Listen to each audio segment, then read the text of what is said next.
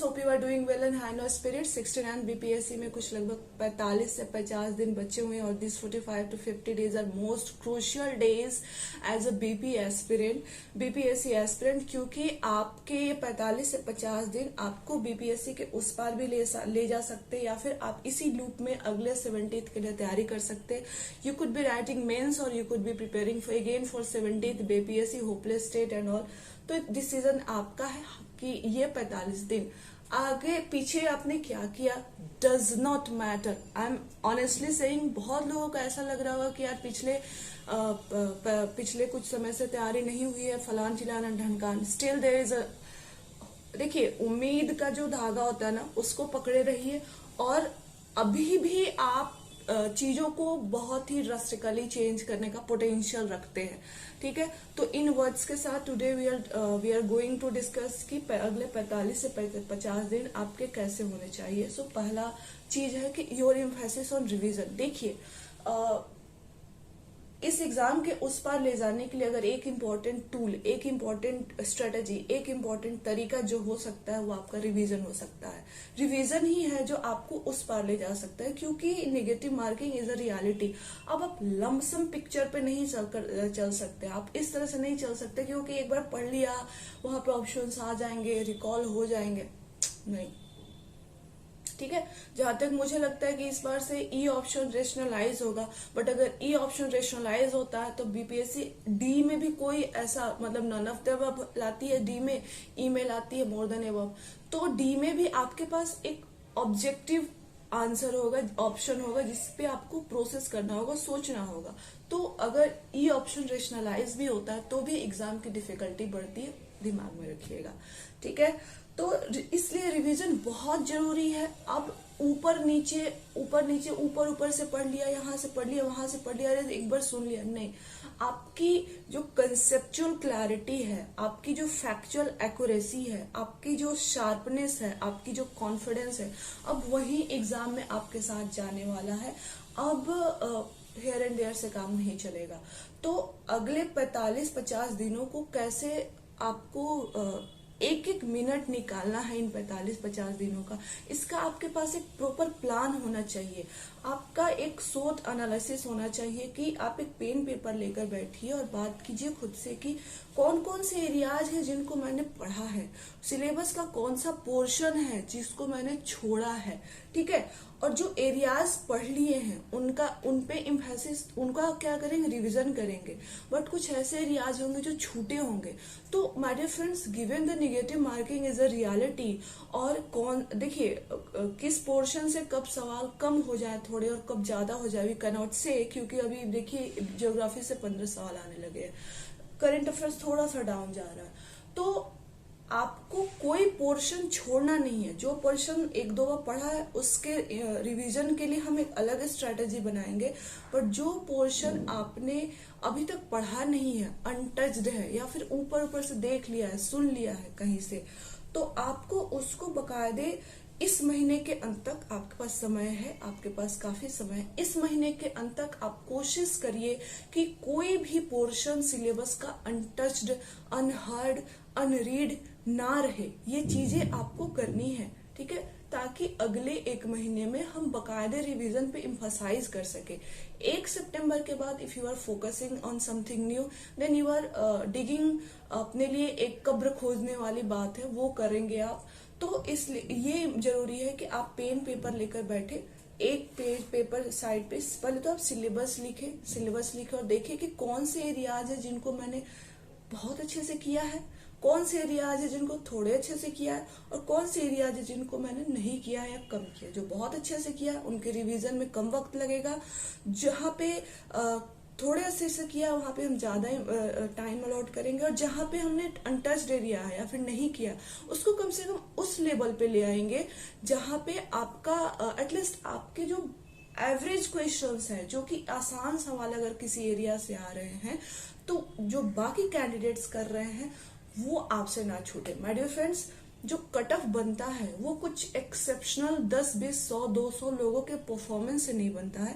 Cut off वहां बनता है जहां पे एवरेज लोग परफॉर्म करते हैं, यानी जहां पे majority of the candidates like करते हैं, कट ऑफ वहां पे बनता है। तो you have to stand there, क्योंकि नेगेटिव मार्किंग है but still it is a qualifying paper, is not it. So ये एक आपका अप्रोच होगा, बकायदे इसको आप प्लीज फॉलो करेंगे, अपना शॉर्ट एनालिसिस कीजिए। और टाइम का रेशनिंग, टाइम का देखिए, इसको बोलते हैं ऑप्टिमम यूटिलाइजेशन ऑफ रिसोर्सेस। और मुझे लगता है कि आपके पास टाइम से ज्यादा किसी चीज कोई ऑप्टिमम रिसोर्स नहीं है, तो आप बकायदे इसको फॉलो करेंगे। इसको बोलते हैं रेशनिंग ऑफ टाइम, टाइम को वहां अलॉट करना और उस प्रोपोर्शन में अलॉट करना जहां पे इसकी रिक्वायरमेंट है। So this is called rationing और टाइम ऑफ टाइम, और एक स्मार्ट स्ट्रेटेजी यही होती है, तो प्लीज फॉलो दैट। ओके, ठीक है। तो ये हो गया revision and covering of syllabus. Next topic जो हम कवर करने वाले हैं वो है टेस्ट। टेस्ट कितने देने हैं कि नहीं देने, कब देने हैं। माय डियर फ्रेंड्स, टेस्ट देने का यही समय है, इससे बेहतर समय आपके पास नहीं हो सकता है। हो सकता है आप में से कुछ लोग टेस्ट दे रहे हो और कुछ लोग ये सोच रहे होंगे कि ओके मेरा तो सिलेबस ही कवर्ड नहीं है, एक बार सिलेबस कवर कर लेता हूँ फिर टेस्ट देता हूँ। नहीं, this is the wrong way, wrong approach. आप अपने लिए इश्यूज क्रिएट कर रहे हैं। देखिए, सितंबर का महीना सिर्फ आपके लिए रिवीजन का महीना होना चाहिए। वहां पे कोई ऐसी कोई चीज ना हो जाए, कोई बात ना हो जाए कि आप पैनिक हो जाए। एग्जाम से पढ़ने का नाम नहीं है। एग्जाम मेंटल स्टेबिलिटी और पीस की भी बात होती है, आप कितना अंदर से शांत है। ये सारी चीजें आपको, अगर आप सितंबर के लिए कोई चीज रख रहे कि नहीं ये तो मैं सितंबर में करूंगा, तो आप अपने लिए प्रॉब्लम्स क्रिएट कर रहे हैं। तो दिस इज द ऑप्टिमम। इस पे हमने पहले भी बात की है, जुलाई में हमने एक पूरा स्ट्रेटेजी बताया था। यही समय है टेस्ट देने का, और आप जो लोग टेस्ट दे रहे हैं आप देते रहिए। देखिए, नंबर कम आएंगे, गलतियां होंगी। यही टेस्ट हम क्यों देते हैं, हम पैसे क्यों पे करते हैं, ताकि हम वहां जाके गलतियां कर सकें। और वहां पे गलतियां करेंगे, हमें पता, हम खुद को जानने के लिए टेस्ट देते हैं कि अच्छा मैं ये भी मिस्टेक्स कर सकता हूँ, मैं ये भी एरियाज में मिस्टेक्स कर सकता हूँ। अच्छा, मैं ओएमआर फीलिंग में ही गलती कर दे रहा हूँ। अच्छा, मैंने कुछ क्वेश्चंस मार्क किए थे जो कि सेकेंड राउंड में मुझे करना है, पर वो मैंने स्किप कर दिया, मतलब मैंने उसको अटेम्प्ट ही नहीं किया, जो कि सही हो सकते हैं। आप समझ रहे बात को, कुछ क्वेश्चंस आते हुए छूटेंगे। तो ये सारी चीजें, ये हम टेस्ट क्यों देते हैं, पैसे लगाते, इन्वेस्टमेंट हम जो करते हैं इसलिए करते हैं ताकि हम वहां पे जाएं, गलतियां करें, ये जाने, खुद को ही जानने के लिए हम टेस्ट देते हैं कि कहाँ कहाँ हम पोटेंशियली गलत कर सकते हैं और उसी को करेक्ट करते हैं। टेस्ट सिर्फ क्वेश्चंस रिपीट होने के लिए नहीं देते हैं। तो प्लीज जो लोग भी टेस्ट दे रहे हैं आप देते रहिए। एटलीस्ट आप 31 अगस्त तक टेस्ट तो आराम से दे सकते हैं। आप बाद में भी सितंबर में 4-5 टेस्ट दे सकते हैं 20 तारीख के पहले, 15 तक। 15 के बाद आप टेस्ट मत दीजिएगा। और जो नहीं दे रहे हैं आप इमीडिएटली, कोई भी टेस्ट सीरीज आपके पास अवेलेबल हो, अगर आप गांव में बैठ के सुन रहे हैं, ऑनलाइन टेस्ट अप्लाई कीजिए। आप कहीं शहर में हो, टेस्ट की एक्सेसिबिलिटी, जाइए सेंटर पे टेस्ट दीजिए, ओएमआर भरिए, बहुत हेल्प होता है इससे। आपको सारी चीजें समझ में आती है, टाइम मैनेजमेंट समझ में आता है, क्वेश्चंस अगर डिफिकल्ट आ रहे हैं उनको डील कैसे करना आता है। बिल्कुल ये सिमुलेशन होता है रियल एग्जाम का टेस्ट, आप इसको वैसे ही लीजिए। तो टेस्ट आर वेरी इंपॉर्टेंट। और क्योंकि अब नेगेटिव मार्किंग है तो आपका जो अप्रोच बहुत ही प्रिसाइज और एक्यूरेट होना चाहिए, और इसके लिए जरूरी है कि आप टेस्ट लिखें। ठीक है, तो टेस्ट आर नॉन नेगोशिएबल। 15 से 20 टेस्ट आपको देने हैं, there is no other way. ठीक है, तो first is revision and holistic coverage of syllabus, third is test, fourth second is test, fourth third पे मैं बात करूंगी कि देखिए पीवाईक्यू पे मैंने पहले भी बात की है, बिगिनिंग में भी बात की थी, अलग से एम्फसाइज करना चाहती हूँ। देखिए पीवाईक्यू जो होते हैं ना वो बिल्कुल मछली की पीवाईक्यू, देखिए एक समंदर है आपका एग्जाम, ठीक है, और एक समंदर है और आपको टारगेट दिया गया है कि सिलेबस समंदर है और आपको बताया गया है कि इसमें एक बड़ी मछली है इस समंदर का, और उसको अगर हिट कर दोगे एग्जाम क्लियर हो जाएगा। तो ये जो आपका पीवाईक्यू है ना, उस मछली की आंख है, और मछली की आंख को मार दो, मछली देख नहीं पाएगी, भागेगा वो, समझ रहे हो? तो आप समझ रहे हो? तो पीवाईक्यू आपको बिल्कुल मछली की आंख तक एग्जाम के आत्मा तक प्रवेश कराती है। क्वेश्चंस वही देखिए, पॉलिटी लक्ष्मीकांत आपको पढ़ना ही पड़ेगा, there is no other way. But Lakshmikant बहुत वास्ट है और 45 दिन में आप लक्ष्मीकांत कवर नहीं कर सकते। अगर आपने एक बार पढ़ा है, 2 बार पढ़ा है और आपको अगर अंडरस्टैंडिंग नहीं है पॉलिटी की, तो you can not do. But Lakshmikant में अगर आपको बता दिया जाए कि कौन कौन से एरियाज हैं बीपीएससी की जो बार बार वो पूछी है पिछले 10-20 सालों में, तो आपके लिए आसान हो जाएगा उन एरियाज को करके जाना, और एटलीस्ट आप उन क्वेश्चंस को कर पाएंगे जो बाकी सारे क्वेश्चंस सभी कैंडिडेट्स कर रहे हो। और इतना ही रिक्वायर्ड होता है एक इस तरह के एग्जाम में, क्योंकि कट ऑफ जो है आपकी मेजोरिटी पॉपुलेशन जहां लाई करती है वहां पे बनती है। तो आपको ना बिल्कुल पीवाईक्यू के साथ उठना है, बैठना है, खाना है, बातें करना है। जो है आपके हाथ में, मैं कहूंगी कोई कंटेंट की बुक, यानी मान लो हिस्ट्री पढ़ रहे हो तो हिस्ट्री की बुक हो, उससे पहले जरूरी है कि आपके पास पीवाईक्यू हो। समझ रहे हो आप सुबह उठ के करेंट अफेयर्स की मैगजीन पलटो या फिर कोई चैनल फॉलो कर रहे, पीएससी नर्स पे भी विल ब्रिंग, बट जहां से भी आप पढ़ रहे हैं तो आप करेंट अफेयर्स को पढ़ो, रिवाइज करो। उससे पहले जरूरी है कि आप एटलीस्ट 2 सालों के करंट अफेयर्स को देखो। क्योंकि देखिए, हम जब कोई भी, इवन मैं ही नहीं, जब कोई भी कंटेंट देता है तो उसके पास एक बड़ा रिस्क रहता है कि क्या छोड़े क्या पकड़े, और उसके पास इतना एनालिसिस का टाइम नहीं होता है। तो आपके पास सब कुछ आता है, बट आपके पास एनालिसिस का टाइम है कि ये जो मेरे पास आया इसमें से मैं फिल्टर करूंगा क्या सबसे ज्यादा इंपॉर्टेंट है, क्या कम इंपॉर्टेंट है, क्या नहीं इंपॉर्टेंट है। इस तरह से कैटेगराइज करना है कंटेंट को। जो कहते हैं ना कि करंट अफेयर्स का ओर छोर नहीं है, ओर छोर है, पर आप उस ओर छोर के लिए मेहनत नहीं करते। आप उस ओर छोर के लिए बिल्कुल जो बीपीएससी ने आपको दी हुई है उसकी आत्मा, बीपीएससी के प्रीवियस ईयर क्वेश्चन, उसको नहीं देखते हैं। तो आपको अब से लेकर के एग्जाम तक बीपीएससी के साथ उठना, बैठना, बातें करना है, उसको समझना है, सोचना है, मनन करना है, चिंतन करना है, उसी पे करना है। बीपीएससी बातें कैसे करेंगे? उसके प्रीवियस ईयर क्वेश्चन के साथ, ठीक है। बाकी हम पीएससी नेट्स पे पॉलिटी के एनालिसिस करा रहे हैं और विद द टाइम आपके एग्जाम से पहले हम सारी चीजें कवर करवा देंगे। ओके, सो ये एक चीज हो गई। लास्ट चीज ये है कि आपके सोर्सेस स्टैंडर्ड होने चाहिए फ्रेंड्स। देखिए, मुझे इस बात की खुशी है कि बीपीएससी अपने आप को रेशनलाइज करता है। जो जब अपोनेंट आपका डिफिकल्ट होता है ना, तो उसको चेस करने के लिए, उसके लिए उससे फाइट करने के लिए भी तैयारी करने में कुछ खुशी होती है। और मतलब फिर आपका जब हारना और जितना इमटेरियल हो जाता है, जो प्रोसेस होता है अपने आप में एक बड़ा ही शानदार होता है। तो बीपीएससी अपने आप को रेशनलाइज कर रहा है, चेंजेस कर रहा है फॉर द गुड, और आपको स्टैंडर्ड सोर्सेस की तरफ शिफ्ट करने ही पड़ेंगे। आप अगर चलो स्पेक्ट्रम पढ़ के रट के अगर आप ऑब्जेक्टिव कर भी लेते हो इन मेंस, देखिए एक समय आएगा जब पीटी में अच्छे कैंडिडेट्स जो जिनके कंसेप्ट, जब बीपीएससी कंसेप्ट्स के सवाल पूछेगी तो एक समय आएगा कि पीटी में अच्छे कैंडिडेट्स आएंगे जिनके कंसेप्ट्स क्लियर होंगे, और जब वो मेंस लिखेंगे तो ऐसे कैंडिडेट जो सिर्फ रट रहे हैं उनका नहीं, वो कहीं लाई नहीं करेंगे। It's just a matter of time. जितना स्विफ्टली बीपीएससी अपने आप को कंसेप्ट्स की तरफ ट्रांसलेट कर लेगी, उतना ही एग्जाम की जो है गरिमा बढ़ जाएगी और कैंडिडेट्स के लिए भी अच्छा हो जाएगा। तो कंसेप्चुअल क्लैरिटी, अगर आप फर्स्ट बिगिनर हैं जो कि 70th बीपीएससी के लिए प्रिपेयर कर रहे हैं, इस पे हम अलग बात करेंगे वैसे, बट स्टिल अगर आप बिगिनर हैं जो कि 70th बीपीएससी के लिए प्रिपेयर कर रहे हैं या फिर किसी और एग्जाम के लिए प्रिपेयर कर रहे हैं, आप कंसेप्ट पे काम करिए। क्योंकि गए वो दिन, ये कुछ दिन में ये भी दिन चले जाएंगे जब वन लाइनर ये फैक्ट्स आते हैं, ठीक है।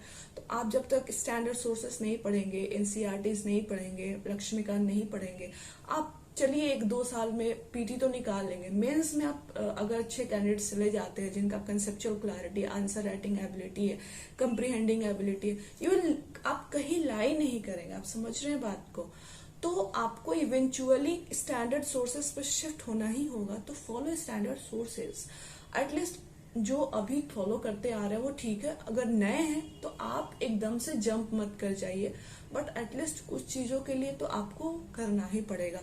तो स्टैंडर्ड बुक्स आपको फॉलो करनी है, तो ये 3 4 5 चीजें बात करनी थी। इनके अलावा बात करूंगी आपके ओवरऑल अगले 45-50 दिनों की लाइफस्टाइल, आपकी मेंटल स्टेबिलिटी, इन सारी चीजों पे। फ्रेंड्स, अपने आप को ऑर्गेनाइज रखना, अपने आप को एक प्रॉपर सोने और उठने का टाइम होना चाहिए। पहली चीज, अपना एक शेड्यूल फिक्स करिए, सोने का टाइम फिक्स करिए।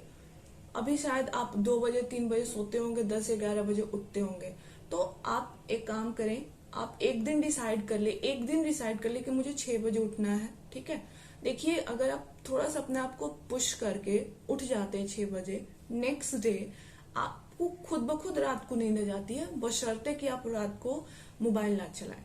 ठीक है, तो पहला चीज ये है कि अपना सोने और उठने का टाइम फिक्स कीजिए, और ये सोने और उठने का टाइम थोड़ा सा एग्जाम का जब जो हमारा शेड्यूल है उसके हिसाब से, कि आपका एग्जाम चलिए 11-12 बजे से होता है, तो 12 बजे तक एटलीस्ट आपका दिमाग अलर्ट रहे, है ना। अब आप चलो 30 को एग्जाम है आपका, 29 तक आप सो रहे हो दोपहर के 1 बजे, या फिर 12 बजे उठ रहे हो, 10 बजे उठ रहे हो, चाय की जरूरत पड़ रही है, 11 बजे तक आंखें भकुआई हुई है, समझ रहे हो बात को।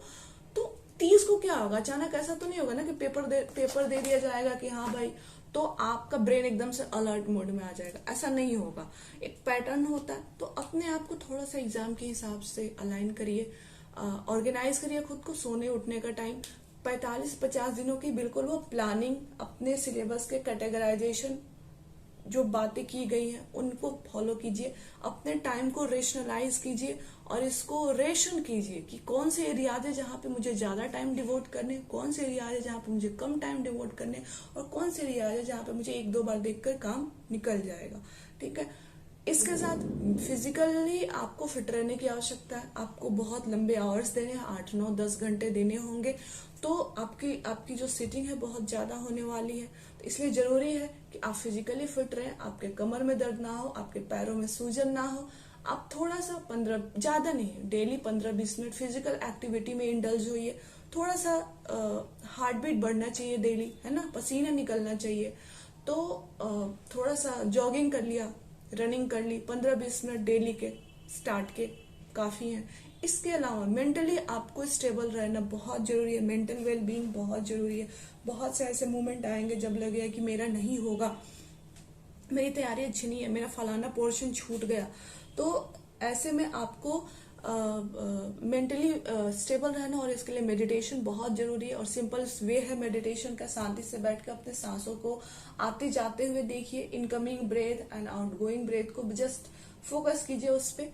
ठीक है, और बाकी कुछ भी ऐसे, तीसरी चीज, एक तो हो गया ऑर्गेनाइजेशन, दूसरा हो गया फिजिकल एक्टिविटी, तीसरा हो गया मेडिटेशन, चौथी चीज डाइट अच्छी होनी चाहिए, कुछ भी नहीं खा रहे हैं ना, डाइट सही लीजिए, एंड पांचवी चीज और मोस्ट इंपॉर्टेंट मुझे लगता है, रील्स के एडिक्शन से बचिए, डिजिटल मीडिया, डिजिटल एडिक्शन से बचिए। एटलीस्ट रील्स मत देखिए, 10 सेकेंड के रील्स आ रहे हैं आजकल, तो 10 सेकेंड लोगों ने आपका जो फोकस है ना वो 10 सेकेंड भी अगर कोई चीज अच्छी नहीं लग रही आप स्वाइप कर दे रहे हैं। ठीक है, समझ रहे हैं बात को। कोई चीज अगर अच्छी है, आपके काम के लिए अच्छी है और वो लंबी है, आप उसको नहीं देख रहे हैं, और जो रील्स हैं, रील्स आप सिर्फ स्वाइप पे स्वाइप किए जा रहे हैं, तो ये मत कीजिए। आपने अपने अटेंशन स्पैन को 10 सेकेंड कर दिया है, ये सस्ते शौक मत पालिए। ठीक है, ये सिर्फ आप अपने आप को सस्ते में बेचना होता है। बिल्कुल घोड़े की तरह बन जाइए। देखते हैं घोड़ा जो होता है, एक पट्टा, घोड़े के दोनों तरफ एक ऐसे पट्टा लगाया होता है, वो सिर्फ सामने देखता है। तो आपको आपका गोल, आपका लक्ष्य दिखना चाहिए। इन सारी चीजों पे फोकस कीजिए। रिवीजन बहुत इंपॉर्टेंट है। शांत रहिए, अंदर से शांत रहेंगे, चीजें अपने आप परकोलेट होंगी। एकदम शांत हो जाइए। ठीक है, जब अंदर से शांत रहेंगे चीजें अपने आप जाएंगी। किसी चीज को बहुत फोर्स करेंगे कि अरे भाई फलाना चीज मेरा नहीं हुआ, बैठ कर रट लिए, नहीं होगा। चीजों को समय दीजिए, आपके पास समय और समय को समय दीजिए, everything will be all right. तो these are the thing, most important thing, कि सिलेबस के किसी भी पार्ट को नहीं छोड़ना है। जो एरिया आपका वीक है, नहीं किया हुआ, उसको 31 अगस्त तक एटलीस्ट ऐसा तो कर देना है कि भाई उसके बाद 1-2 रिविजन कर लूं और एग्जाम में आप उस पे एटलीस्ट एवरेज क्वेश्चंस, जो आसान क्वेश्चंस है बाकी सारे कर रहे हैं, आप उसको कर पाए, तो ये आपका अप्रोच होना चाहिए. So these are the most important things that which I needed to cover. Discussion ज्यादा हो गया, बट मुझे चीजों को इम्फसाइज करना और एकदम से क्लैरिटी के साथ बताना, ये मुझे अच्छा लगता है. So I wish you all the very best. Polity की क्लास कल जाएगी, बिहार स्पेशल की क्लास कल शाम तक जाने वाली है. देखिए, बिहार स्पेशल जब क्रैश कोर्स हम ला रहे हैं ना, तो हमारे साथ एक चैलेंज है कि हम कुछ भी नहीं पढ़ा सकते, ठीक है. और कंटेंट को कैसे लाएं, आपको कैसे समझाएं, आपको याद करा दे, तो इन सब पे हम तैयार कर रहे हैं. बट एक बार और जब एक बार ये जो ब्रेकिंग द आइस वाला पार्ट होता है ना, ये एक बार टूट गया, फिर तो बिहार स्पेशल चल पड़ेगा. तो इसके लिए आप निश्चिंत रहिए, आपका बिहार स्पेशल पीएससी नेट से बेहतर हम कराएंगे, और हमसे बेहतर कोई, मतलब जिन्होंने जो भी अब तक कराया उससे बेहतर कराएंगे, इसकी हम गारंटी देते हैं. तो इन सब वर्ड्स के साथ अपना ध्यान रखिए, शांत रहिए, डिजिटल एडिक्शन से दूर रहिए, रील से दूर रहिए, अपने मेंटल वेलबीइंग का ख्याल रखिए, फिजिकल वेलबीइंग का ख्याल रखिए, और अपने गोल के नजदीक चाहिए. अपने गोल को समझिए, बीपीएससी को समझिए, उससे बातें कीजिए, पीवाईक्यू देखिए, स्टैंडर्ड सोर्सेज फॉलो करिए, टेस्ट दीजिए, रिवाइज कीजिए, री रिवाइज कीजिए, और एग्जाम में जाके शानदार परफॉर्मेंस कीजिए. Thank you very much.